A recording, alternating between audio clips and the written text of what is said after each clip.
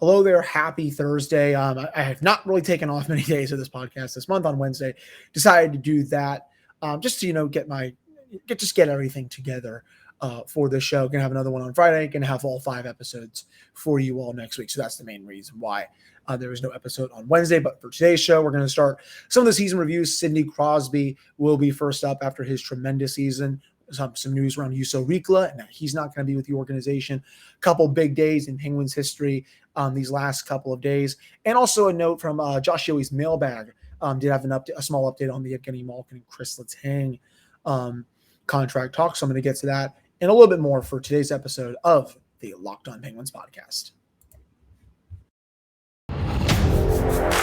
You're Locked On Penguins, your daily podcast on the Pittsburgh Penguins, part of the Locked On Podcast Network, your team every day.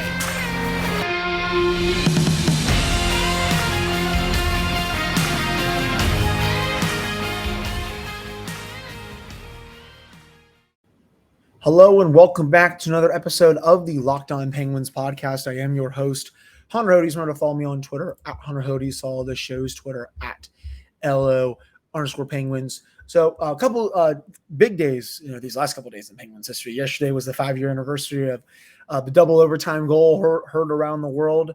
As Doc Emmerich said, Penguins win it and they go to the final. That goal, it looked like it was probably potentially not going to be scored. Connor Sherry had that awful pass at the blue line. Go back and rewatch that goal, Jens. He's lucky that Stahlberg did not intercept that because he was probably gone if that just hits his stick and then he starts skating. And, who knows if Matt Murray does make that save. Maybe he does because he was playing so well at the time. But definitely a risky pass. Penguins got lucky. They were able to cycle it down low, and then Sidney Crosby makes that pass to Kunitz, and the Penguins go on to the final, which, of course, they end up winning over the Nashville Predators. Today, 6 years ago, they take down the Tampa Bay Lightning, the Mark Donk Brian Rust game in full effect. As Doc Emmerich called, 2 seconds and 1, the Penguins are going to the final, a call that will always be etched in my memory, and the Penguins, of course, went on to win the Stanley Cup that year. Again, that was Brian Rust coming out party. So 2 pretty big days in Penguins history these last couple of days. And, also, May 25th, 1991, they took home the first Stanley Cup. And, I'll always, obviously watch that game a couple times. Seeing Mario lift the cup with all of his teammates around him never gets old. And, when I watched that video, I think Jesse Marshall put it on Twitter yesterday. I do think of Badger Bob. Rest in peace. I still wish he was with us today. The Penguins probably win another Stanley Cup or 2 when he's the head coach. He along with Mike Sullivan, the 2 greatest coaches in this franchise's history. There was just something about Badger Bob that, everyone on the team just they loved him. They would follow him wherever. A brilliant coach and someone that left us far too soon. I wish he was still with us today. So a lot of big moments in the franchise's history these last couple of days, for sure. Other news and notes around the team. So Juuso Riikola, he is not going to be with the Pittsburgh Penguins organization next year. He has signed with a team in the Swedish Hockey League. He played a full season down in Wilkes-Barre this past year. And that was always going to be expected because, you look at the defensive depth chart, Ryan Dumoulin, Kris Letang, Pettersson Marino, Matheson Ruedel, Mark Friedman is there. At best, he's the number 8. And, he actually did look pretty good in the minutes that he was given throughout his 4 years in the tenure. Appeared in 80 games, 3 goals, 10 assists, 13 points. I'm pretty sure his first goal came against the St. Louis Blues, if I recall right. Always had a nice shot from the point. I always liked his puck moving ability. For whatever reason, Mike Sullivan decided to, whenever he played in the lineup, the Penguins would just, he would come right out after 2-3 games. It was something that I never really understood. I don't know what he did to get into Sullivan's doghouse. I guess maybe everyone above him was, better. But this was also at the time where, some of the Penguins defensemen were not good. And, Riikola was here during the years where Jack Johnson was horrible and Justin Schultz was bad. And Eric Gudbranson was here. Even the fact that Riikola was really not getting any ice time over them was definitely a bit weird. But, best of luck to him with his future endeavors for his career. Always a player that I think didn't get a fair shot, at least in my opinion. But just to go off that a little bit more, his underlying numbers were always pretty good. Above 50% in shot attempts per 60, above 50%, I believe, in scoring chances, high danger. His defensive impacts were usually pretty solid. I remember when they signed him, I think one of my buddies thought he was going to be like an all-star or something. I'm like, all right, let's pump the brakes on that. I thought he was going to be at least a serviceable number 5 or number 6. I just didn't foresee him, being a healthy scratch for most of his tenure before, he spent this entire season in Wilkes-Barre. But, props to him for doing that. I mean, he probably should be on an NHL roster. I mean, there are plenty of defensemen in this league who really do not belong in the NHL. And the fact that he wasn't able to be, not even just on the Penguins, but on any other team, I think is kind of, it's weird because I see the talent. I see how good he is with the puck on his stick. I like his defensive capability. It's just a shame it didn't work out here. But again, best of luck to him moving forward in the Swedish Hockey League. And again, I definitely think the Penguins, I wouldn't say they wasted him, but I think they kind of screwed his development up at least a little bit. That I think otherwise, that's the main news from the week here. Let's get to Sidney Crosby's season review here. Played in a nice 69 games this season, almost 1,100 minutes of ice time, 54% of the shot attempts for the Penguins when he was on the ice.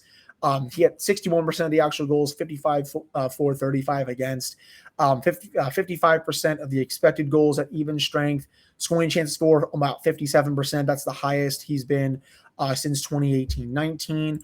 High danger wise, the Penguins had 55.5% of the high danger chances when he was on the ice. High danger goals for 32-19. That equates to almost 63%. On ice shooting percentage, 8.3%, which is a little bit down from where he was last year, which was at 9%. He was on another level. And then, of course, you go to the playoffs, and I mean, this guy was just a one-man wrecking crew. Let's take a look at these beautiful numbers.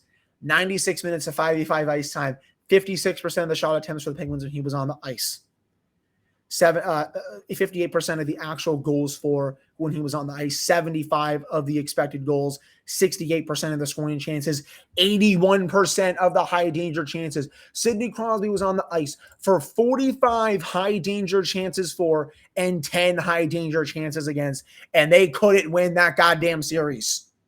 That was probably some of the best hockey we have ever seen this guy play, and it's a shame that the goaltending stunk in that series. It is a shame that Louis Domingue couldn't make some easy saves when he needed to. And I also will say it is a massive shame that Sid had to miss a game, due to the precaution for being a concussion. It was confirmed by a couple of people that was a concussion, but it was that I think Saravelli said that it was not a concussion. They were just being cautious with him, to say the least. But I mean, just a ridiculous year from Sid. And, the fact that he's doing this at age 35, people, I mean, again, he's a top 3 player in this league. Cherish what you are getting from the captain right now. He is not going to play at this level forever. Yes, I understand it. He knows his body better than anyone, and he has a very rigid off-season routine, and he's going to be able to do more training over this off-season because I don't think he's really nursing an injury. But man, was he good in the playoffs. He was excellent during the regular season. I think he deserved more Hart Trophy love than he was getting. I think if he doesn't miss that first month of the season with that injury, then obviously he had that bout with COVID. He probably breaks 100 points again or comes very close to it. So, the fact that he was this good, I have all the confidence in the world in Sid going into next year. Until he stops playing at this level, I'm just going to expect this from him moving forward. And again, I obviously know he's not prime 25, 26-year-old Sidney Crosby. I'm not asking him to play like that. But, 35-year-old who's putting well over a point per game and just, is now tied for 5th all-time in playoff points among any NHL players. Just goes to show how awesome of a season he had. So Next year, if he's fully healthy, I'm honestly expecting 90 to 95 points, potentially breaking 100 if the scoring goes up. I'm sure he's going to be playing with Jake Gensel and Brian Rust now that Rusty is re-signed. And that line's going to be a handful. I mean, what they did to the Rangers was not fair. They deserved a better fate in that series, especially those two players, especially Jake Gensel next to Sid. I mean, he had 8 goals in 7 games. I mean, this was 2017 level stuff from Jake. No one could stop him. And even Brian Rust, he had a few goals in that series. Wasn't playing at the level we saw during the regular season, but, was still, playing well enough where he was torching the Rangers, whoever was out there against them. So I expect him in that line to be awesome next year.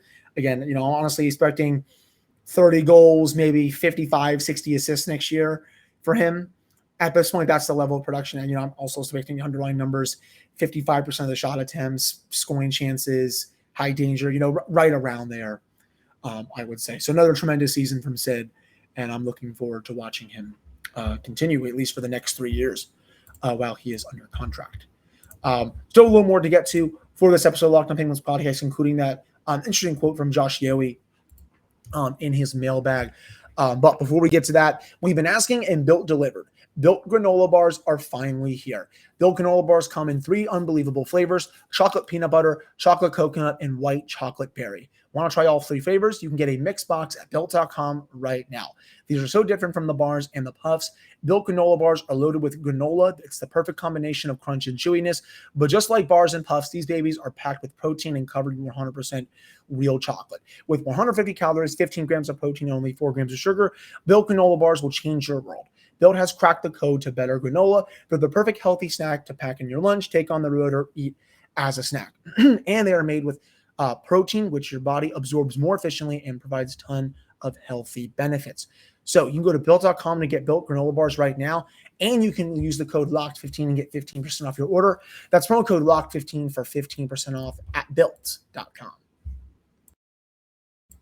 All right, I'm back here on this episode of the Locked On Penguins podcast. I am your host, Hunter Hodes. Remember to follow me on Twitter at Hunter Hodes. Follow the show's Twitter at @LO_Penguins. As I am recording this, I'm pretty sure Rob Tab, who covers the Islanders, I just saw the biggest dive I have ever seen from Jacob Trouba. The dude can dish it out with some of these questionable hits, and yet Ian Cole delivers the softest little cross check. Guy goes down like he was headshot sniped in Fortnite or Call of Duty Warzone. Like, give me a break. I can't. I try to obviously be objective as I can on the show. I cannot stand that guy. He's just such a coward. Anyways, getting back to what I was saying, I'm just actually looking at the game right here. It looks like there's some offside stuff here. So this is obviously the fans in New York are going to have some fun with this. But there was an interesting quote from Josh Yohe's mailbag that he had. And the quote was, we know Russ remains. I will be surprised if both Letang and Malkin return to the Penguins, though I'm not ruling out that possibility. I think clearly Malkin is starting to show signs of age. And because of this, he may not be basically, worth the value that he was used to. And, and that's what I've been talking about on the show for the last couple of weeks now. Obviously, you aren't, he's going to be 36. He is 36, basically. You're not going to get 2009 to 2012 a level of Evgeni Malkin, which is what I've been saying. You people need to lower their expectations with him. That said, if only one or the other comes back, it's gonna have a ripple effect. Obviously, if I had to pick one, I'm picking Kris Letang. It's easy. Again, it's easier to replace a 2C than a franchise center. But I also, again, will say I think the Penguins have no choice but to bring back both of these players. Cap friendly. It's one of my favorite resources. I mean, I absolutely loved going on there and looking at all of the free agents. I know everyone likes to basically make their own lineups and stuff. I know Claude Giroux is out there. I don't think he would ever come to the Penguins. That would be a Marc-Andre Fleury to a Washington kind of thing. Patrice Bergeron, I mean, that's a pipe dream. He's only going to be playing in Boston. Max Domi, I mean, he only had 39 points in 72 games this year. He is not replacing the level that Evgeni Malkin had. Pierre-Luc Dubois is an RFA. I don't think the Penguins would try to offer sheet him. I've already touched on Vincent Trocheck. Nazem Kadri would be a lot of fun. I will say that. He also had 87 points in 71 games this year. So The Penguins would have to pay him a lot more money than they would be paying Evgeni Malkin if they want to get him back. And, I also think the Avalanche are really going to try to go after Kadri to get him to re-sign. I think the Avs will have the cap to do it. But Kadri, he would make a lot of sense. But again, I will stress this. I don't think the Penguins will be able to land him because salary cap exists, and I think he's going to want a lot more money than Evgeni Malkin, and rightfully so. I mean, he did have a better season than him, but outside of that, you go down the list, Victor Rask, Andrew Kopp, Chris Tierney. I mean, the list falls off pretty quick. Dylan Strome, J.P. Goal, Cody Eakin, I mean, Vladislav Namestnikov. I mean, again, this all goes from my point. The Penguins have no choice with these situations. Malkin was a point per game player again this year. And I'll even say this, compared to Vincent Trocheck. So 42 points in 41 games for Evgeni Malkin. If I can find Trocheck here, he only had 51 points in 81 games. Even though Trocheck will be a great player, and yes, I understand the hometown storyline, grew up rooting for the Penguins, family, I'm sure, all Penguins fans, even though they probably root for Carolina now, of course, and then Florida beforehand. He's not going to be a point-per-game player with the Penguins. You're going to get good production out of him. Again, probably 20 goals, 30 assists, but can you live with that as your second-line center? And, are you confident that that can replace Malkin's production when he was on pace for 84 points last year? 44 of those would have been goals. I'm not saying he would have gotten to 44 goals. He probably would not have. But the fact that he was on that pace, goes to show how special of a season he was having. And, I'll go a step further here. If I can find Jeff's account here, Jeff with an O, who does stuff for the Pens blog, or used to do stuff for the Pens blog. Looking at his isolated impact this year, even strength offense, he was plus 0.15 better than league average in that. So plus 6% overall. This is from Micah Blake McCurdy's Hockey Viz stuff on the power play, plus 0.55 above average with all the offensive blobs right in the front of the net. Defensively, he was still fine. He's not going to kill you. Now, if you go to the 5v5 offense chart, 556 minutes at 5v5 ice time this year for Gino, expected goals for per 60, right around 3. That's plus 15% above league average. With the more red that's in front of the net and in the offensive zone, the better. Obviously, the more chances and shots that you're getting. And Malkin has a huge blob right in the high danger area. And defensively, expected goals against 2.43. That's good. I mean, there's a nice blue blob, which means you're not bleeding as many chances in those areas in front of the net. The red is, beyond the dots near the blue line. So, the people that are saying to me that Malkin is not good at 5v5 anymore, I'm really not understanding where that narrative has come from. I mean, I have the data right in front of me that shows that he can still be good at 5v5. Is he the player that he used to be? No, he is not. And people are going to have to start accepting that, but he can still play well at 5v5, and he's a very net positive on the power play. He's not this power play specialist that people think he is. I mean, it's just that's not the case. So, give him, his number average, honestly, 3 times 7.1. He might accept that in all seriousness. I mean, I don't think he's going to get, Nick Backstrom money when he got 9.2 on his contract, or Ovechkin money, who I think got the same thing. But, he's even said he's open to taking a discount. So if you can get him for 7 to 7.5 million, to me, that's a win. Or, if you could actually go lower than that, maybe get him for 6.5, but maybe that's a little too of a low ball. But, I still think he's going to be back. And again, it is interesting that Josh is reporting it this way because, obviously not to take anything away from Josh. He does great work and he's come on the show numerous times. It is a bit, conflicting because some of the national people have said that, it's kind of the opposite, that the Penguins are closer in talks with Kris Letang. Elliot Friedman said that earlier this week. So, definitely a bit curious with that, to say the least. And again, Letang, again, I've been saying it's 50-50. He needs to be their number one priority, to say the least. Still have a little more to get to for this episode of the Locked On Penguins podcast, but before we get to that, our partners at BetOnline continue to be the number one source for all of your betting needs and sports info. You can find all the latest odds, news, and sports developments, including this year's basketball playoffs, Major League Baseball scores, fights, and even next season's NFL futures. BetOnline is your continued source for all of your sports wagering information and from live betting to playoffs, esports, and more.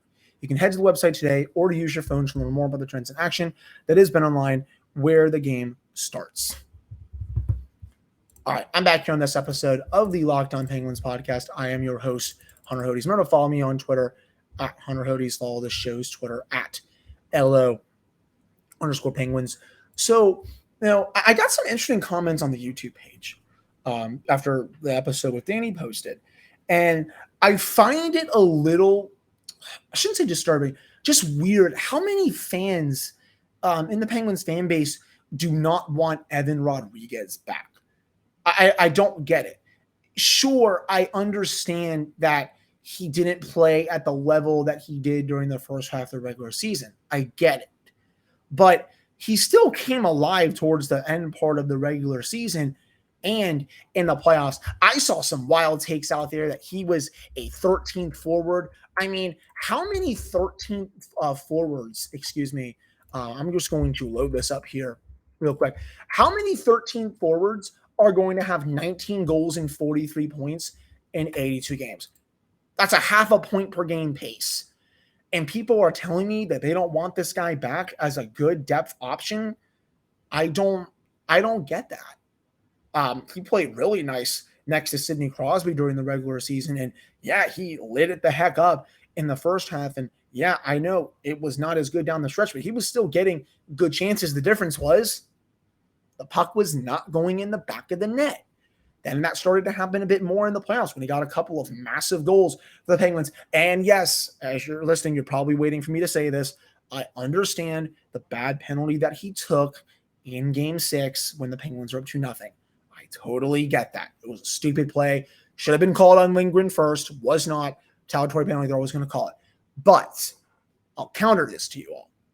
He redeemed himself in Game 7 with that beautiful goal, shorthanded, I may add. They actually put him on the PK, which is something that they should have done more of this year. And then the Penguins, they gave it away because Marino made that bad pass in the defense zone, as well as Pettersson losing his helmet with 5:45 left. And they took that, Rock McGinn took that stupid penalty. So, for as much as people want to blame him for losing that series or blame him for that Game 6 loss, he redeemed himself in Game 7. I honestly, I'm tired of that narrative that I keep reading. At least that's how I see it. This is a player that should be brought back. I know you can sign depth players for bargains. Danton Heinen obviously almost had 20 goals this year, but replacing 43 points and from a bottom six player, that's a bit harder than you think. I will say that Heinen, for as good as he wasn't as good of a playmaker as Rodrigues was, and he was someone that really came into his own this season. And yeah, okay, sure, he's 28 years old. Will he have a season like this again? Maybe not. But his previous career high was in Buffalo when he had 29 points in 74 games. He has found a home here in Pittsburgh. This is a good fit for him, and he finally put it all together. And I'll say this: I have faith that he can play at least close to that level next year. Again, I want to see it more for a full 82 game season, but I'm tired of the people saying like, well, he should easily walk. They can use that money elsewhere. It's like, no, I mean, like, you need to fill out the bottom of your lineup once you have the core locked up in a perfect world with players that can score the timely goals when you need them. And in the playoffs, Rodrigues did that. Again, Game 7, they were less than 6 minutes away from advancing here, people. It was not his fault that they lost that series. I know he made a stupid penalty. I got mad at him for it. It was dumb. The game changed after that 2-1 goal. But I also will blame a little bit on Louis Domingue for allowing that really garbage goal from Mika Zibanejad from the top point to tie it 2-2. I mean, that if that one doesn't go in, who knows what happens the rest of the game. And also the Penguins had chances in the third period of that game. Brian Rust literally missed a wide open net with less than 10 minutes left in the third period. Mike Matheson threaded that pass right to him. That's probably a goal that Rust buries 9 out of 10 times, and he just did not. So, again, you can how do I want to say this? it's you got to be able to fill out the bottom of your lineup with good depth players that can contribute. Good luck finding a depth player, an actual depth player in free agency that's going to put up close to 50 points for you. I mean, that is how I see it. At least if you disagree with me, I get it. I'm not here to, please everyone. And this is how I see it. But, I truly think that people need to cut him some more slack and realize how good he was this year, because the numbers do not lie. This is not a 13 forward or anything like that. This is someone that can play on your third line, that can slide up to the top six when needed. He was a really good player for the Penguins this year, and I would love nothing more for them to bring him back. So that'll do it for this episode of the Locked On Penguins podcast. Thank you all so much for listening to this episode. I'll be back on Friday with another episode where we'll be continuing our season reviews and some other cool topics that I've been brainstorming for a while here that I think you all will enjoy. So again, thank you all so much for listening. I'll be back with another episode tomorrow.